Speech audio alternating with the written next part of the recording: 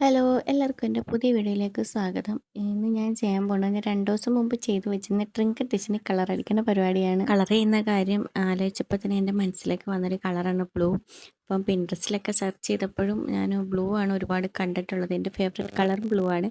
അപ്പോൾ ഞാൻ തീരുമാനിച്ചിട്ട് ബ്ലൂ തന്നെ ചെയ്യാമെന്നുള്ളത്.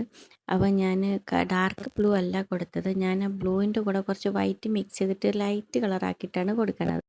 കളർ ചെയ്യുന്നത് കുറച്ച് പാടുള്ള പണിയാണ്. അപ്പോൾ സാവകാശം ചെയ്തെടുക്കുക. സമയം എടുത്ത് തന്നെ കളർ ചെയ്യണം. കാരണം എനിക്ക് കളർ അടിക്കാൻ ഒരുപാട് ടൈം എടുത്തു.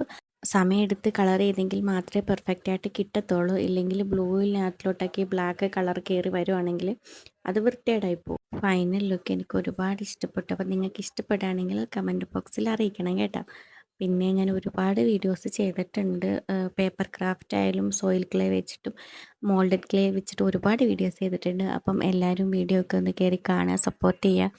അപ്പോൾ എൻ്റെ വീഡിയോസൊക്കെ ഇഷ്ടപ്പെടുകയാണെങ്കിൽ ലൈക്ക് ചെയ്യാനും ഷെയർ ചെയ്യാനും സബ്സ്ക്രൈബ് ചെയ്യാനും ഒന്നും മറക്കല്ല്. അപ്പം അടുത്ത വീഡിയോ ആയിട്ട് വീണ്ടും കാണാം.